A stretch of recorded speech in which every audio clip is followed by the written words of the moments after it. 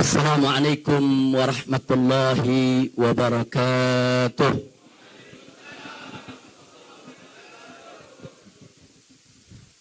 Alhamdulillah. Alhamdulillahilladzi arsala rasulahu rahmatan lil alamin. Alhamdulillah. Alhamdulillahilladzi ja'ala nabiyahu khataman nabiyyin. Alhamdulillah. Alhamdulillahilladzi yaqulu fi haqqi sayyidil mursalin. Innallaha wa malaikatahu yusalluna 'alan nabi. Ya ayyuhalladzina amanu sallu 'alaihi wa sallimu taslima. Allahumma sallim wa barik alaihi wa ala alihi wa ashabihi. Ahiba'il kiram, jazakumullahu khairal jazaa ala ihtimamikum al jamil. ففي هذه المناسبة السعيدة نقدم لكم جميعا جزيل الشكر وأحسن التقدير. وشرفتمونا ونورتمونا وفرحتمونا. صرفتم المكان ونورتم المجلس وفرحتم القلوب.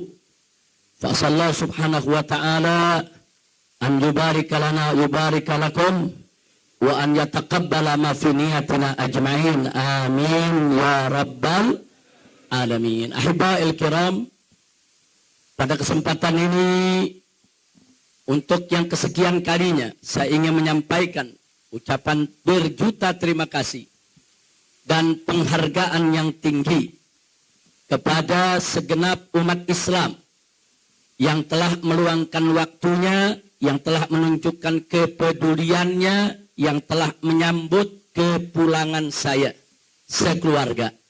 Teristimewanya untuk para habaib, para alim ulama, para kiai yang telah memotivasi, mendorong umat untuk ikut serta, yaitu di dalam penjemputan tersebut.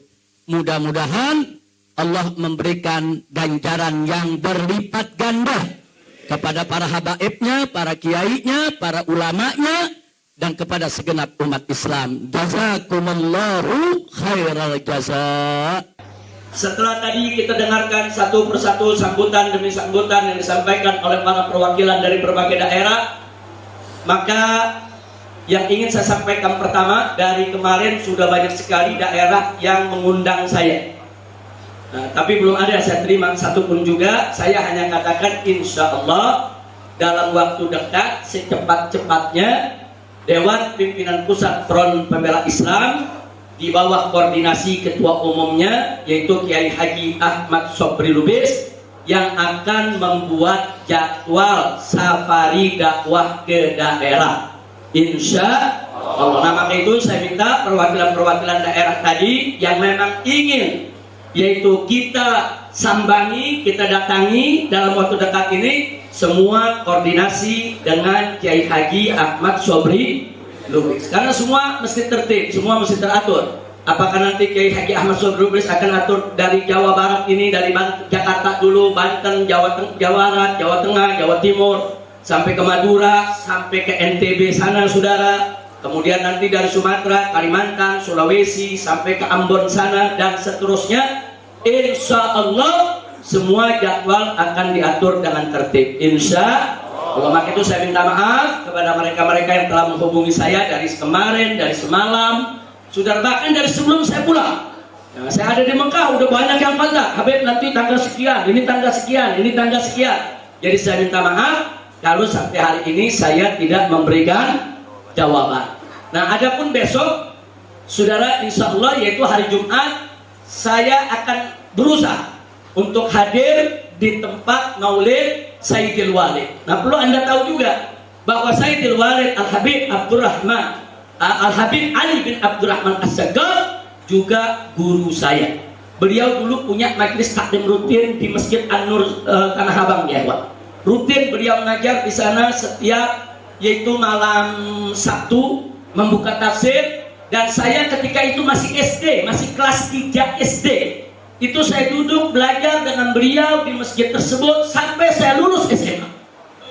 Jadi artinya kita ini dulu dibawa-bawa oleh kita punya saudara dari majelis ke majelis ya ikhwan. Nah sehingga kita punya guru banyak, tidak sedikit. Siapa guru-guru yang buka majelis, siapa guru-guru yang tablik ke sana kemari, siapa yang mengajarkan kita walaupun satu huruf, maka mereka adalah guru kita ya ikhwan. Nah apalagi Sayyidul Walid Al-Habib Ali bin Abdurrahman As-Segaf, luar biasa doanya, dukungannya, bahkan pada saat beliau datang ke Mekah, saudara, ketika umroh, luar biasa dukungannya, spiritnya, motivasinya sampai hari ini tidak pernah berkurang. Jadi kalau saya sebutkan satu persatu, saya punya syekh begitu banyak ya Pak. Saya tidak bisa sebutkan satu persatu. Ada syekh di majelis, ada syekh di tabligh, ada juga syekh di universitas karena saya kuliah saudara. Dan saya punya guru-guru besar di universitas juga tidak sedikit. Ada Syekh Abdul Fattah Abu Ghuddah, guru saya di bidang hadis. Ada Syekh Profesor Doktor yaitu Muhammad Rawasfal Aji, guru saya di bidang ilmu fikih dan usul. Kemudian ada Dr. Asy-Syahid Al-Alimul Allamah dari Lubnan, yaitu Dr. Subhi Soleh, guru saya di bidang ulumul Al-Quran. Dan mereka semua saya punya guru, baik yang di Indonesia maupun yang di universitas, semua muttasilus sanad. Saudara, alhamdulillah. Ini penting untuk saya sampaikan saudara, supaya tidak ada lagi isu-isu saudara katanya Habib Rizik ini belajar sendirilah, baca kitab, nggak punya guru, nggak punya syekh. Barang siapa yang baca kitab sendiri katanya belajar sama setan. Nah, jadi ini perlu kita kemukakan. Saya punya guru sangat banyak, saya punya syekh sangat banyak. Jazakumullahu khairal jazaa. Semoga Allah memberikan yaitu ganjaran berlipat ganda kepada mereka semua.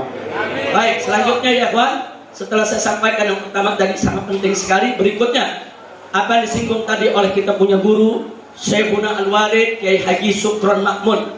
Saudara, luar biasa. Beliau bukan sekedar memberikan nasihat kepada kita, tapi beliau tadi memberikan solusi untuk umat ya ikhwan. Ya, solusi yang terbaik untuk umat, untuk bangsa dan negara, untuk pejabat dan rakyat, buka pintu dialog.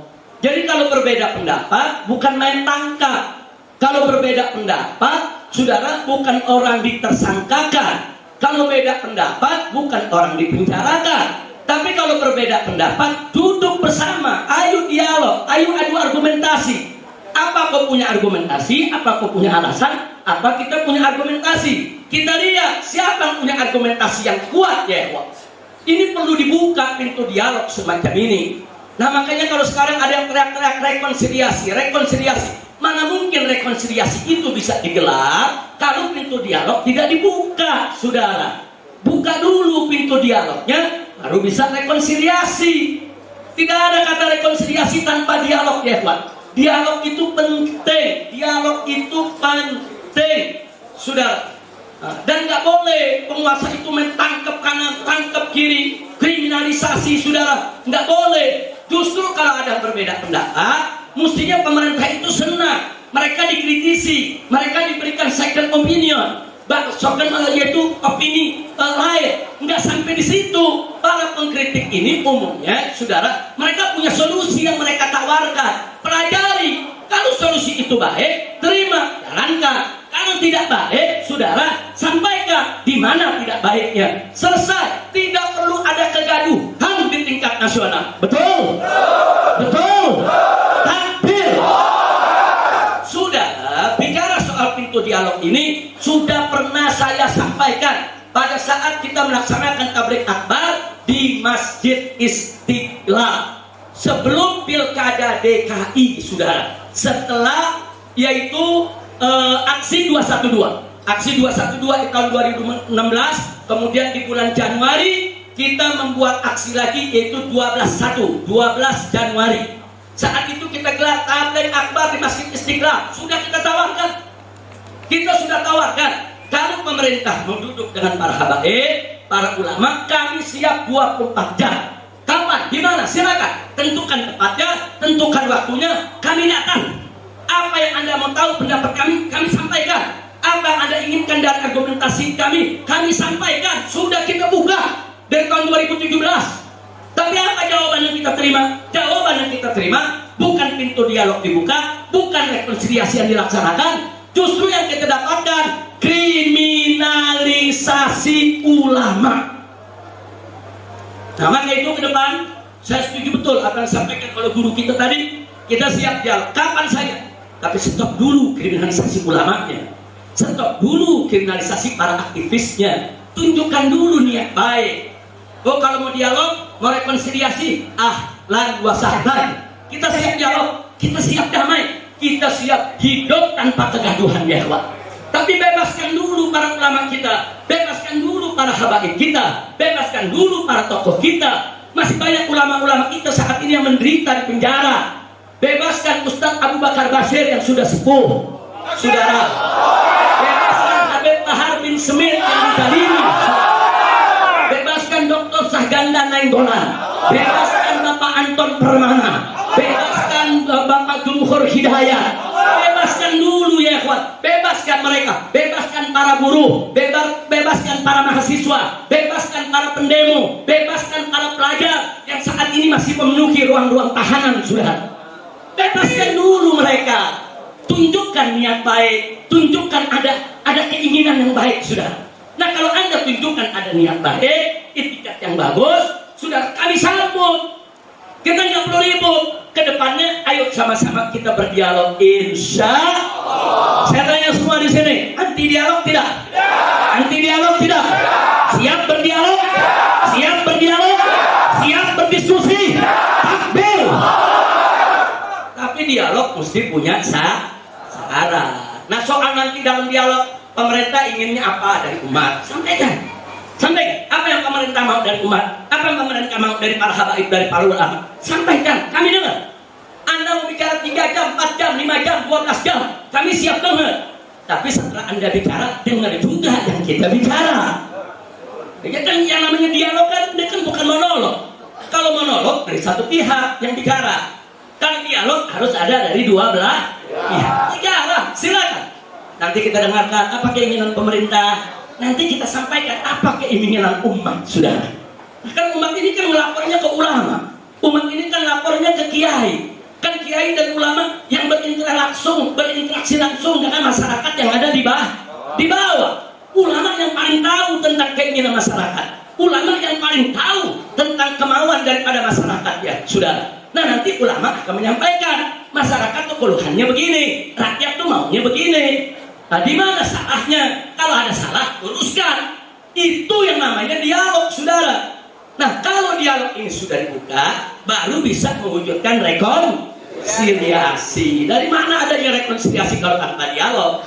Dan bagaimana kita mau dialog kalau kriminalisasi ulama masih berjalan? Ini saya belum apa-apa, belum pulang aja. Nanti Habib Rizik akan kita buka lagi kasusnya. Wow. Ini apa-apaan?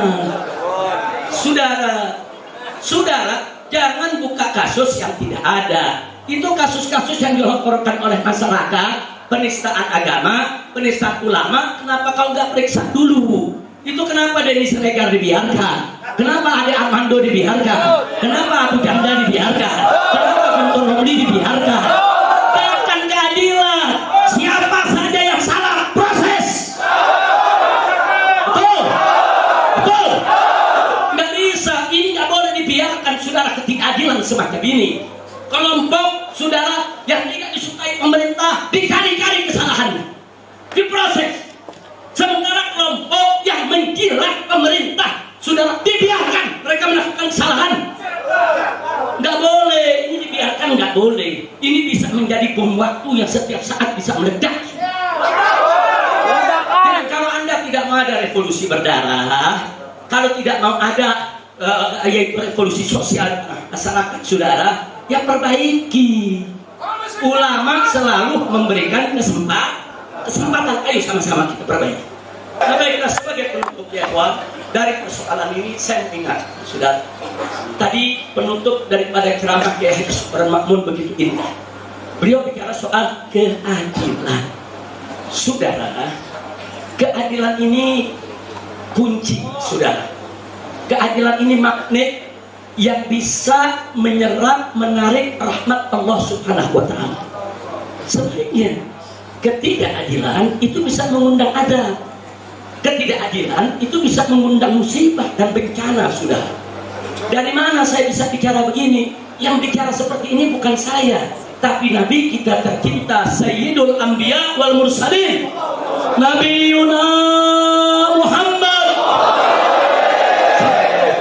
alaihi wasallam. Suatu ketika, saudara, ada seorang perempuan dari kalangan terhormat dari Bani Makhzum, bagian dari suku Quraisy, terlibat dalam kasus pencurian. Kemudian Nabi memutuskan dengan hukum Allah Subhanahu wa Ta'ala bahwa si perempuan tadi, sekalipun kedudukannya terhormat, sekalipun berasal dari keluarga terhormat, tetap harus dipotong tangan. Kemudian ada segelintir sahabat resah, saudara. Bukan tidak terima putusan Allah, resah bukan tidak terima putusan Nabi, tapi mereka tahu, saudara, bahwa apa yang keluar dari mulut Nabi itu juga merupakan hukum, sehingga mereka masih berharap, yuk lobi Nabi, yuk deketi Nabi, yuk bicarakan dengan Nabi, siapa tahu ada dispensasi. Karena kalau ada dispensasi dari Nabi, berarti itu hukum. Diutuslah. Siapa yang diutus salah seorang sahabat?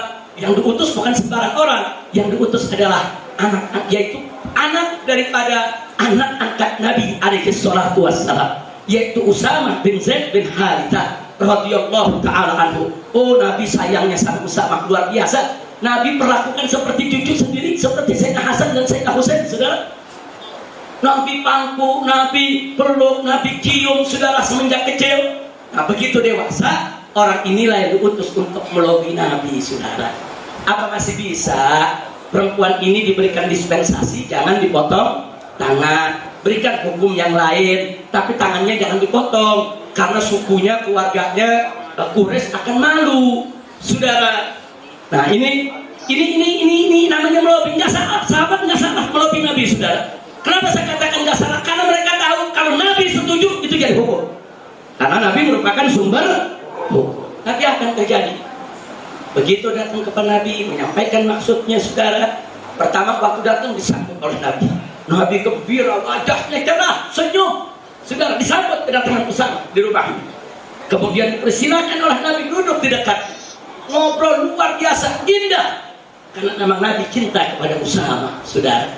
Singkat cerita, Usamah mencari-cari kesempatan kapan kira-kira yang tepat bicara kepada Nabi. Begitu lihat Nabi sudah senang, Nabi cerah, Nabi senyum, Nabi tertawa, baru Usamah mencoba masuk ke hajat utamanya, saudara. Begitu mulai cerita hajat utamanya, minta keringanan, saudara, kecerahan Nabi hilang, saudara. Senyum Nabi hilang, saudara. Yang tadinya Nabi senyum, cerah, hilang, saudara. Nabi dengarkan dengan seksama apa yang diminta, saudara. Setelah selesai Usamah bicara, apa kata Nabi? Ya Usamah, atasfa'u fi haddin min hududillah. Hei Usamah, kau ingin memberikan pertolongan kepada suatu hukum yang sudah ditetapkan oleh Allah.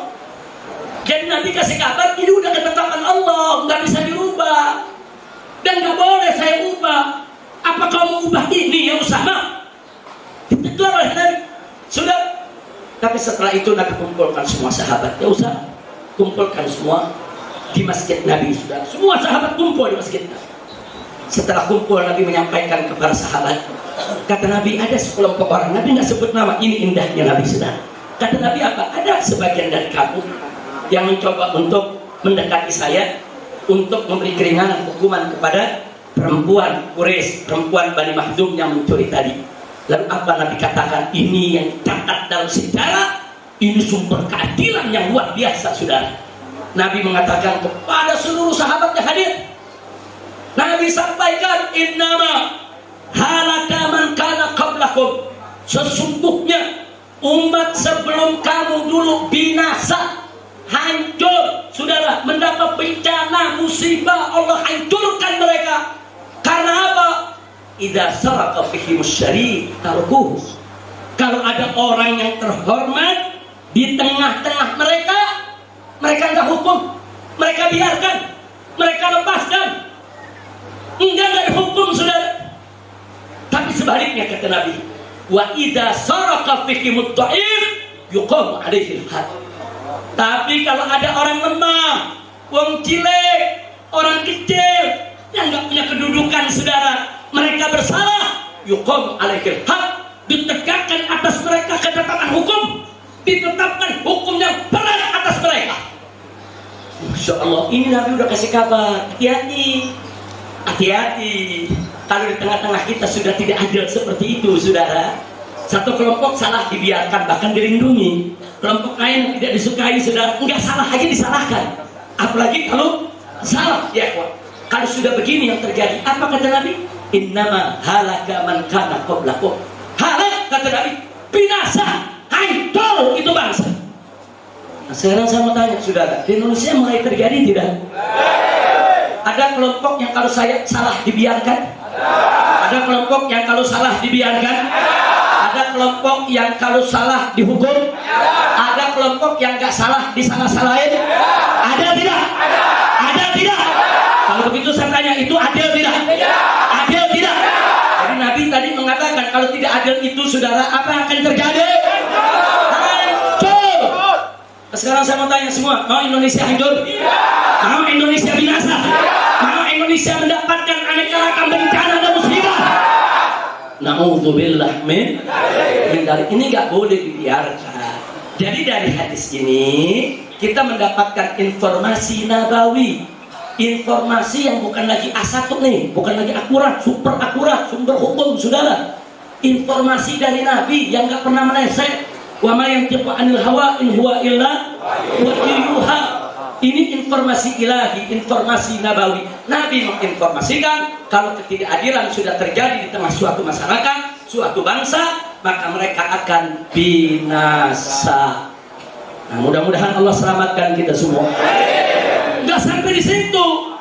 Saking perhatian dan pedulinya Nabi dengan keadilan, Nabi bersumpah depan sahabat, saudara.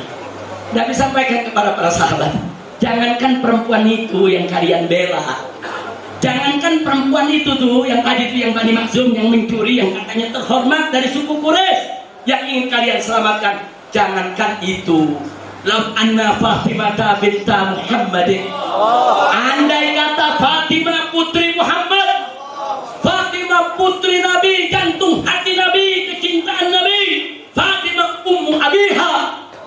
Julukan Fatimah Zahra itu ummu abiha, ibu dari ayahnya, karena sepeninggal Sayyidatuna Khadijatul Kubra radhiyallahu anha, Fatimah yang menjaga Nabi, Fatimah yang melayani Nabi, Fatimah yang mengurus semua urusan rumah tangga Nabi. Makanya Fatimah Zahra alaihassalam, beliau dijuluki ummu abiha, ibu untuk ayahnya. Subhanallah. Dan nggak sampai di situ, Fatimah Zahra bukan sembarang wanita, wanita yang paling mulia, wanita yang paling suci. Nabi katakan bahwa Fatimah adalah sayyidatun nisa'il alamin, pemimpin perempuan semesta alam, sudah. Jadi kalau Nabi mengatakan lau anna Fatimah binta Muhammadin, ini menunjukkan tingginya kedudukan Sayyidatuna Fatimah, sudah. Jadi, jangankan perempuan Makhzum tadi yang mencuri, yang ingin kau lindungi, andai kata putriku Fatimah, jantung hatiku, kecintaan Nabi. Kalau anda Fatimah binta Muhammadin sarakat, andai kata Fatimah putriku tercinta yang mencuri, demi Allah, laqattu yadaha, demi Allah pasti aku potong tangannya. Subhanallah. Jadi hadis ini jangan disalahpahami. Hadis ini bukan merendahkan Sayyidatuna Fatimah Zahra, bukan. Hadis ini mengambil perumpamaan yang tinggi. Jangankan perempuan lain, Fatimah Zahra saja tidak kebal hukum, saudara. Subhanallah, walhamdulillah, wala ilaha illallah, wallahu akbar. Saya tanya, kalau gitu Nabi adil tidak? Adil. Nabi adil tidak? Adil. Nabi adil tidak? Sallu ala Nabi. Saudara, ini keadilan yang luar biasa. Gak peduli siapa yang salah, saudara, enggak. Walaupun putrinya mencuri, potong tangannya. Subhanallah. Keadilan semacam ini yang kita butuhkan. Keadilan semacam ini yang dibutuhkan oleh umat Islam Indonesia.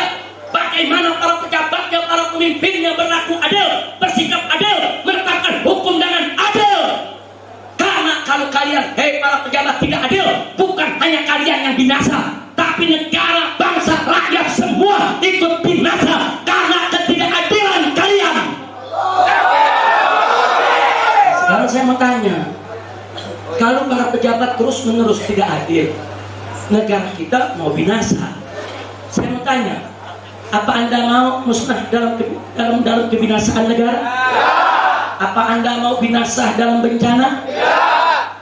Maka itu nggak boleh kita diam, saudara. Oh, ada yang jawab, Habib, kalau kita lawan nanti kita dipenjara, nanti kita dibunuh. Wallahi, penjara bahkan dibunuh sekalipun jauh lebih baik daripada kita mati dalam bencana akibat murka Allah kepada bangsa ini. Ujungnya mati-mati juga, saudara. Cuman mati dibunuh, syahid, mati dalam bencana, saudara. Ini menjadi konyol buat kita semua. Nah, begitu saya mau tanya, Anda mau pilih mati syahid atau mati konyol? Siap mati syahid di jalan Allah. Takbir. Kalau begitu siap tegakkan keadilan. Siap lawan ketidakadilan. Takbir. Dan saya berjanji di sini, saudara, saya tidak akan tinggalkan umat, saya tidak akan tinggalkan Anda. Kita akan berjuang bersama untuk melawan semua ketidakadilan. Kita tidak mau negara ini dibinasakan oleh Allah. Harus kita lawan ketidakadilan tersebut. Jadi di sini, saudara, saya ingin sampaikan betapa ada seorang santri di Jawa Timur, saudara, membuat satu meme yang dianggap menghina petinggi Polri, dianggap menghina presiden. Saudara, langsung ditangkap, dipakaikan baju tahanan, saudara, ditayangkan di televisi, kemudian dikatakan ini penghina presiden, tidak layak hidup di Indonesia, dihadiri dan divonis penjara 4 tahun. Ini santri masih belasan tahun, saudara. Tiba-tiba ada anak cukong Cina, saudara, dengan membawa foto presiden, dia caci maki, dia pukul-pukul, keluar sumpah serapah kata yang tidak elok untuk kita contohkan, saudara. Bahkan dia ancam, saudara, presiden itu kacung dia mau bunuh, tidak disentuh oleh hukum sama sekali. Apa ini negeri? Tegakkan keadilan. Oh, menurut mereka, bahkan aparat keamanan di sini, saudara, menjadi juru bicaranya. Apa katanya? Oh, itu kan cuma lucu-lucuan, itu cuma bercanda. Innalillahi wa inna ilaihi raji'un. Kalau anak cukong Cina boleh bercanda sedemikian rupa, kenapa yang anak santri nggak dibilang bercanda juga? Kenapa? Kalau anak cukong Cina dibebaskan, santri bebaskan juga, saudara. Betul? Kalau yang santri dihukum karena dituduh menghina pemerintah, ya anak cukong Cina hukum juga dong. Itu namanya keadilan. Kita nggak minta diistimewakan, enggak. Umat Islam tidak minta diistimewakan, saudara. Umat Islam tidak minta diistimewakan dalam hukum. Tegakkan hukum yang adil. Yang salah proses hukum sesuai dengan hukum yang setimpal. Betul? Takbir. Tapi kalau begini caranya, saudara, yang menjilat rezim, yang menyanjung-nyanjung rezim, yang membela-bela rezim, salah apapun dibiarkan. Sudah dilaporkan oleh masyarakat, dilaporkan oleh kiai, dilaporkan oleh santri, dilaporkan oleh masyarakat, enggak diproses. Sampai kapan kita diam melihat begini? Sampai kapan? Ini kalau terus-menerus dibiarkan, hancur binasa kita punya negeri, saudara.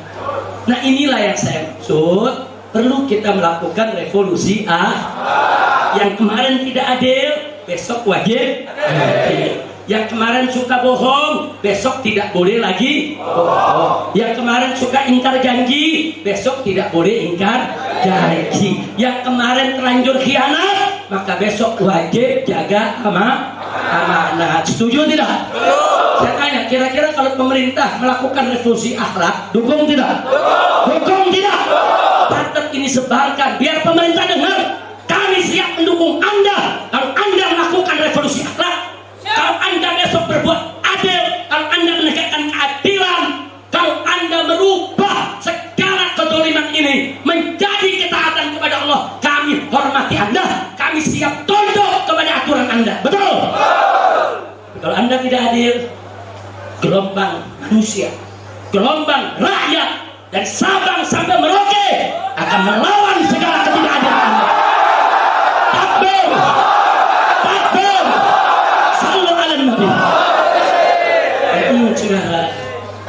Suara kebenaran tidak bisa dibungkam. Enggak bisa dibungkam. Walaupun mereka berupaya untuk membungkam suara kebenaran tersebut akan masuk, saudara, ke celah-celah rumah umat, akan masuk ke telinga-telinga yang mendengar, saudara, akan masuk ke relung-relung hati umat, saudara. Dan suara kebenaran itu, saudara, akan menjadi modal umat untuk menggerakkan semangatnya berjuang untuk melawan segala ketidakadilan. Itu saya tanya sekali lagi, siap revolusi akhlak? Siap revolusi akhlak? Siap melawan ketidakadilan? Begitu saya minta semua dimanapun Anda berada, ini hadir dari berbagai daerah, jangan biarkan kedoliman terjadi di wilayah Anda. Jangan. Kalau ada yang bersalah, siapa mau proses? Kalau santri diproses, kenapa anak tukang Cina nggak diproses? Proses sama-sama, sudah. Kita sama-sama warga negara Indonesia, sama-sama tidak kebal hukum. Baik. Kira-kira jelas tidak? Jelas tidak? Baik. Sampai di sini ini yang ingin saya sampaikan. Sekali lagi, tidak adil itu berbahaya.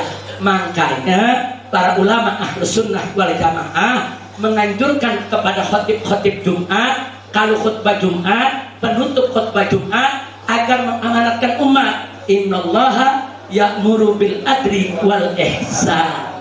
Kita dengar setiap hari Jumat, saudara. Ini luar biasa Ahlus Sunnah wal Jamaah. Kenapa itu dicantumkan, saudara? Walaupun itu bukan syarat Jumat, bukan rukun Jumat, tapi dicantumkan dan diamalkan, saudara, oleh ulama-ulama Ahlus Sunnah di seluruh dunia. Kenapa? Untuk mengingatkan yaitu umarok, untuk mengingatkan ulama, untuk mengingatkan rakyat bahwa keadilan adalah perintah Allah. Dan jangan lupa al-adlu lil jami', justice for all.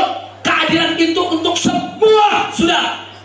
Tidak boleh ada satu manusia pun yang diperlakukan tidak adil. Apapun agamanya, apapun sukunya, keadilan bukan hanya untuk umat Islam, sudah. Keadilan untuk semua manusia, bahkan untuk semua makhluk Allah Subhanahu wa ta'ala. Kita mesti adil terhadap binatang sekalipun, kita mesti adil terhadap pohon, kita mesti adil terhadap lingkungan, apalagi terhadap umat manusia. Wajib untuk kita bersikap adil. Siap bersikap adil? Siap tegakkan keadilan? Takbir! Takbir! Sallu ala nabi. Nah, inilah yang kita maksud dengan revolusi akhlak yang ada. Enggak, kita enggak peduli ya kawan, apapun resikonya. Resikonya paling tinggi mati. Paling tinggi apa? Orang berjuang mati, yang enggak berjuang mati. Orang sakit mati, yang enggak sakit mati. Orang kena corona mati, enggak kena corona mati. Mati, yang ditembak mati, yang enggak ditembak mati. Yang dimusuhi rezim mati, yang enggak dimusuhi mati. Yang miskin mati, yang kaya mati. Ini gak usah takut ya, kawan. Mati itu, dan mati itu bukan akhir segalanya, bukan. Mati itu awal kehidupan kita di alam akhirat, saudara. Untuk mempertanggungjawabkan segala amal kita di dunia ini. Maka itu kepada para pejabat Indonesia, ingat, besok Anda juga akan mati, bukan kami aja yang mati. Anda akan ditanya, kenapa bohong, kenapa ingkar janji, akan ditanya, kenapa khianat, kenapa tidak amanat. Nah, mumpung hayat masih dikandung badan, kami ajar. Ayo kita ajak revolusi akhlak. Tubu ilallahi taubatan. Alhamdulillah. Kira-kira saya sampaikan di sini jelas tidak? Jelas tidak? Takbir. Dan betul yang disampaikan Kiai Haji Syukron Makmun tadi, saudara. Posisi ulama itu bukan oposisi. Posisi ulama bukan oposisi, tapi posisi ulama melakukan amar ma'ruf nahi. Lo apa bedanya Habib antara oposisi dengan ulama? Ada beda. Oposisi, saudara, seringkali, walaupun tidak semua, tapi seringkali memposisikan diri, segala keputusan pemerintah baik atau tidak baik, saudara, dia protes, dia serah. Jadi putusan pemerintah yang sudah baik pun kadang-kadang diprotes juga. Itu oposisi, saudara. Tapi kalau ulama enggak, putusan pemerintah bagus, ya kita apresiasi, kita hargai, kita terima kasih, kita doakan, betul? Tapi keputusan yang tidak baik, yang merugikan rakyat, yang merusak agama, yang bisa menghancurkan menghancurkan negara, wajib untuk kita kritisi. Takbir. Itu saya tanya, kalau gitu posisi ulama mulia tidak? Mulia tidak? Mulia tidak? Nah, jadi ulama ini lebih tinggi dari oposisi, sudah. Lebih tinggi dari oposisi. Kenapa? Karena mata ulama jeli, dengan ilmunya aja jeli. Oh, ini keputusan bagus, apresiasi. Oh, ini keputusan jelek, kritisi. Dan ulama tidak akan pernah mundur dari itu, enggak, saudara. Jadi ulama yang asli, ini kalau kita cerita tadi, Kiai Sukron, mengingat nama Kiai Haji Munawir asli, ulama yang asli. Nah, ulama ada dua, ada asli, ada ulama-ulamaan. Ada ulama-ulamaan. Lalu maksudnya apa? Ulama-ulamaan yang ngajak umat ke sorga-sorgaan. Karena kalau ulama asli ngajak umat ke sorga siap ikut ulama asli? Takbir. Nah, jadi sekali lagi, ulama yang asli berada di atas semua pihak, saudara. Di atas pemerintah, di atas oposisi, di atas partai, di atas seluruh komponen bangsa.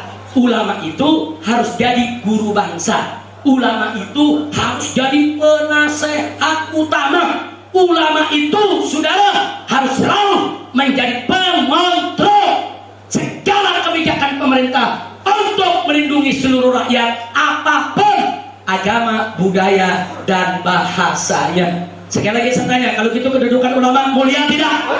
Mulia tidak? Takbir. Maka itu jangan suka merendahkan ulama. Allah katakan dalam Al-Quran, yarfa'illahu alladhina amanu minkum walladhina utul ilma darajat. Nah, baiklah ya ikhwan, akhirnya sebagai penutup saya ingatkan, sebelum NKRI lahir, sebelum nama Indonesia ada, sebelum Indonesia merdeka, saudara, sebelum jauh, sudah, sebelum ada partai-partai, sebelum ada tentara, sebelum ada polisi, buka sejarah. Siapa yang melawan penjajah, saudara? Yang melawan penjajah adalah ulama dan santri.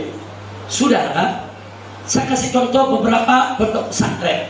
Di Sumatera itu ada pondok pesantren Mustofawiyah. Itu umurnya sudah ratusan tahun, saudara. Sebelum Indonesia lahir. Di Jawa Timur ada pondok pesantren Sidogiri, saudara.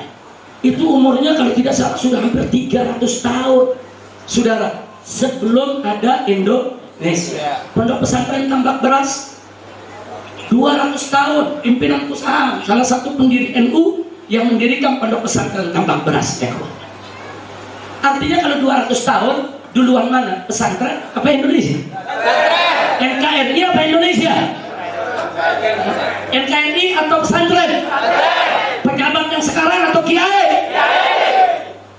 Jadi jangan begitu udah merdeka, dapat jabatan, gaji gede, enak-enakan, ulama dikriminalisasi. Jadi keluar lagi dah tuh, ya. Udah kangen 3 tahun setengah nggak keluar. Takbir. Mestinya betul yang dikatakan oleh Kiai Sukron tadi. Kalau ada ulama-ulama yang kritis, ajak bicara. Ya ikhwan, bukan ulama dikriminalisasi. Ulama dikriminalisasi, santri ditangkepin apa? Ente belum lahir, ulama udah berjuang. Ente belum lahir, santri udah berjuang. Justru akhirnya NKRI, merdekanya Indonesia, dengan izin Allah, berkat perjuangan para ulama dan santri. Sekarang saya mau tanya, ulama dan santri yang merebut kemerdekaan, sekarang kemerdekaan ini mau direbut oleh kaum oligarki, oleh para koruptor, oleh para bangsa-bangsa, oleh para bajingan yang ingin menghancurkan negeri. Anda ridho tidak? Ridho tidak? Siap jaga kemerdekaan? Siap jaga warisan ulama? Siap jaga NKRI? Siap jaga Pancasila? Siap jaga Undang-Undang Dasar 1945? Siap jaga Bhinneka Tunggal Ika? Takbir! Siap sikap para pengkhianat? Sikap para bajingan. Takbir. Sallu alaihi. Ini yang saya mau sampaikan. Jadi sekali lagi, Indonesia adalah warisan para ulama dan santri yang memperjuangkan kemerdekaan Republik ini. Lihat Pangeran Diponegoro, sudah. Bagaimana pakaiannya? Pakai baju tentara, polisi, apa ulama? Imam Boncol. Bagaimana pakaiannya? Pakai sorban? Pakai jubah? Pakai imamah? Nggak pakai piki polisi? Nggak pakai baju tentara? Loh kenapa? Karena belum ada tentara polisi lahir belakang. Bahkan yang mendirikan tentara, saudara, Panglima Besar Jenderal Sudirman. Siapa dia? Ustadz Madrasah Ibtidaiyah. Subhanallah. Sallu ala Nabi. Jadi yang diriin TNI siapa? Ustadz Madrasah Ibtidaiyah. Saudara, coba lihat. Jadi jangan remehkan, jangan sekali-kali meremehkan daripada jasa para ulama. Betul? Itu saya sampaikan sekali lagi kepada pemerintah, kita ajak. Ayo pemerintahan Jokowi saat ini. Kami para habaib, para ulama mengajak Anda dengan jajaran Anda, menteri-menteri Anda, semua pejabat negara ini, ayo kita revolusi. Lah, kita perbaiki. Ngafat-ngafat, apa yang sudah berlalu baik kita anggap sudah berlalu, tapi ke depan ini harus semua berubah. Yang kemarin bohong, besok nggak boleh bohong lagi. Yang kemarin khianat, besok nggak boleh khianat lagi. Yang kemarin ingkar janji, besok nggak boleh ingkar janji lagi. Yang kemarin ulama dikriminalisasi, besok tidak boleh lagi mengkriminalisasi ulama. Yang kemarin pembiaran terhadap penodaan agama, penghina agama dibiarkan dilindungi, besok nggak boleh ada penoda agama yang dibiarkan. Betul? Setuju? Saya tanya, kalau pemerintahan Jokowi melakukan itu, saudara, kita senang tidak? Setuju tidak? Setuju tidak?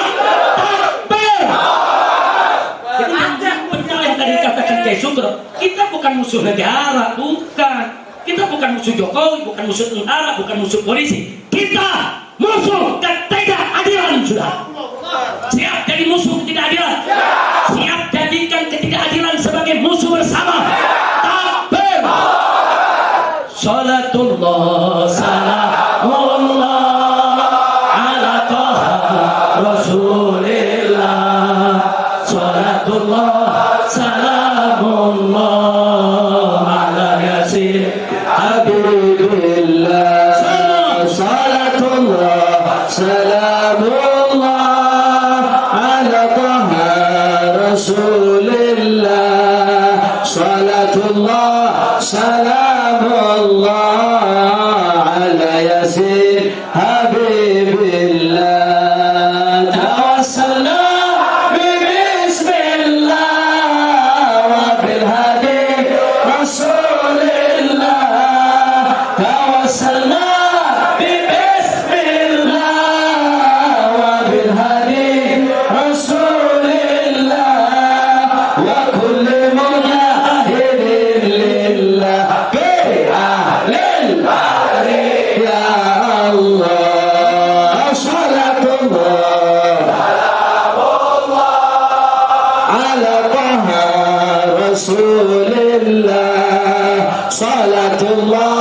salamullah ala Yasin Habibillah.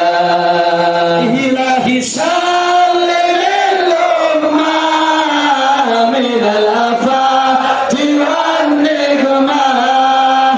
Ilahi salimil ummah minal afati wan nikmah. Wa min hammin wa min ummah ahlil ya Allah. Salatullah, salamullah ala Taha Rasulillah. Salatullah, salamullah ala Yasin Habibillah. Allahumma shalli wa sallim alaihi. Itu saja saya sampaikan ya kawan. Terima kasih. Saya tidak berpanjang lebar lagi karena memang hari-hari ini sangat melelahkan, tapi nikmat. Lelah tapi bukan hanya nikmat juga barokah. Dan alhamdulillah semalam Saudara Gubernur Jakarta DKI Anies Baswedan datang dengan rombongannya, kita berbincang, bersilaturahmi, dan sore ini, malam ini juga masih banyak tamu mau datang. Bahkan malam nanti ada dari Dewan Pimpinan PKS, ya kawan, Dr. Salim Al-Jufri dengan jajarannya. Dr. Habib Salim Al-Jufri juga akan datang kemari malam nanti. Jadi memang kamu bergantian, bergiliran. Nah, saya ucapkan terima kasih kepada para tamu semua, dan saya mohon maaf Kalau banyak kekurangan dalam penerimaan tamu, pelayanan tamu, atau ada yang datang dari daerah belum sempat salaman, belum sempat lebih dekat lagi, tolong dimaklumi. Jadi setelah acara ini kita tutup, kami minta Haji Sukron Makmun, Gus Aam, begitu juga di sini ada Gus Koyum, saudara. Gus Koyum ini juga orang tuanya kayaknya juga salah satu pendiri NU, saudara. Jadi Gus Koyum, Gus Aam ini keluarga besar pendiri NU. Dan Haji Sukron Makmun nggak ada yang nggak kenal, saudara. Ini sepuhnya NU, saudara.